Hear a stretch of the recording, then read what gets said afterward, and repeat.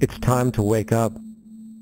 The people in power go out of their way to make sure that you are perpetually misled and manipulated. The majority's perception of reality, especially in the political arena, is not their own. It is shrewdly imposed upon them without them even knowing it. For example, the public at large actually believes the invasion of Iraq is going badly, as sectarian violence doesn't seem to stop. What the public fails to see is that the destabilization of Iraq is exactly what the people behind the government want. This war is to be sustained so the region can be divided up, domination of the oil maintained, continual profits reaped for the defense contractors, and most importantly, permanent military bases established to be used as a launching pad against other oil-bearing, non-conforming countries such as Iran and Syria. For further implication that the civil war and destabilization is purely intentional, in 2005, 2 elite British SAS officers were arrested by Iraqi police after being caught driving around in their car shooting at civilians while dressed up as Arabs. After being arrested and taken to a jail in Basra, the British Army immediately requested the release of these men. When the Basra government refused, British tanks came in and physically broke out the men from the Basra prison. If you wish to destroy an area, how do you do it? Well, there are 2 ways. You can go in there and bomb it and so forth, but that is not very efficient.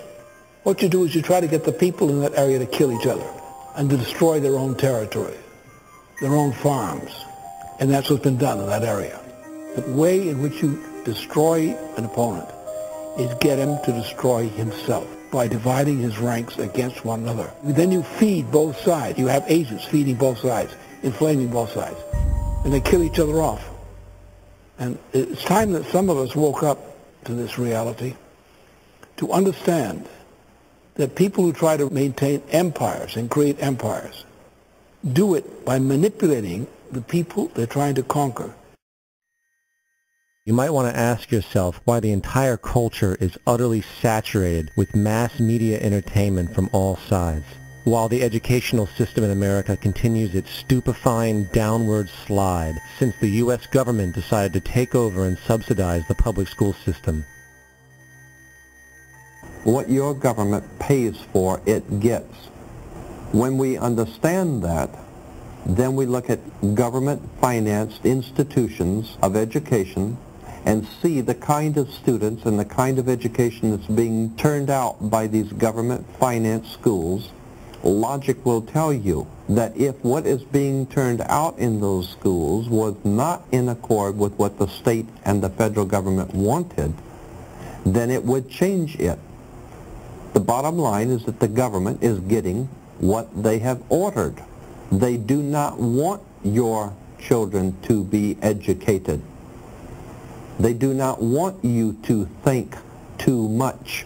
That is why our country and our world has become so proliferated with entertainments, mass media, television shows, amusement parks, drugs, alcohol, and every kind of entertainment that keep the human mind entertained, so that you don't get in the way of important people by doing too much thinking.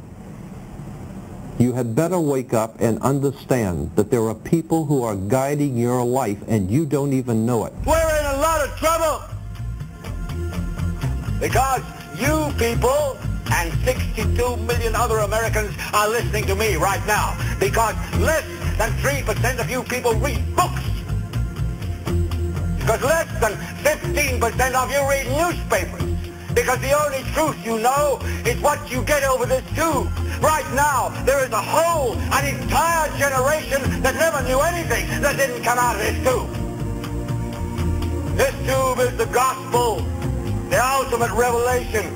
This tube can make or break presidents, popes, prime ministers. This tube is the most awesome goddamn force in the whole godless world. And woe is us if it ever falls into the hands of the wrong people. And when the largest company in the world controls the most awesome goddamn propaganda force in the whole godless world, who knows what shit will be peddled for truth on this network. So you listen to me. Listen to me. Television is not the truth. Television is a goddamn amusement park. Television is a all a traveling troupe of acrobats, storytellers, dancers, singers, jugglers, sideshow freaks, lion tamers, and football players. We're in the boredom-killing business. But you people sit there day after day, night after night, all ages, colors, creeds. We're all you know. You're beginning to believe the illusions we're spinning here. You're beginning to think that the tube is reality and that your own lives are unreal. You do whatever the tube tells you. You dress like the tube. You eat like the tube. You raise your children like the tube. You even think like the tube. This is mass madness, you maniacs. In God's name, you people are the real thing. We are the illusion. The last thing the men behind the curtain want is a conscious, informed public capable of critical thinking, which is why a continually fraudulent zeitgeist is output via religion, the mass media, and the educational system. They seek to keep you in a distracted, naive bubble, and they are doing a damn good job of it. In 2005, an arrangement between Canada, Mexico, and the United States was made. This arrangement, unannounced to the public, unregulated by Congress, merges the United States, Mexico, and Canada into one entity, erasing all borders. It's called the North American Union, and you might want to ask yourself why you've never heard of this. In fact, there is only one mainstream reporter who has actually heard of and has had the courage to cover this issue. The Bush administration's open borders policy and its decision to ignore the enforcement of this country's immigration laws is part of a broader agenda. President Bush signed a formal agreement that will end the United States as we know it, and he took the step without approval from either the U.S. Congress or the people of the United States. It's a deal that few have even heard of. It's being done again by very few people at the very top on behalf of the investment class, but the working class of people, political officials across our country from communities, from cities and so forth, they don't know anything about this. This isn't some trade agreement. It is a total removal of sovereignty from these countries, which will also result in a completely new currency called the Amero. Apart from that, I think one thing people who are dollar-based need to focus on is the Amero. That's the one thing that nobody's talking about that I think is going to have a big impact on everybody's life in Canada, the U.S., and Mexico. The Amero is the proposed new currency for the North American community, which is being developed right now between Canada, the U.S., and Mexico to make a borderless community much like the EU, and the dollar, Canadian dollar, U.S. dollar, and the Mexican peso replaced by the Amero. By default of this agreement, the American Constitution will eventually be obsolete. You would think that a situation like this would be on the cover of every major newspaper. That is until you realize that the people who are behind this movement are the same people behind the mainstream media, and you are not told what you're not supposed to know. The North American Union is the same concept as the European Union, the African Union, and the soon-to-be Asian Union, and the same people are behind all of them. And, when the time is right, the North American Union, the European Union, the African Union, and the Asian Union will be merged together, forming the final stages of a plan these men have been working on for over 60 years. A one-world government.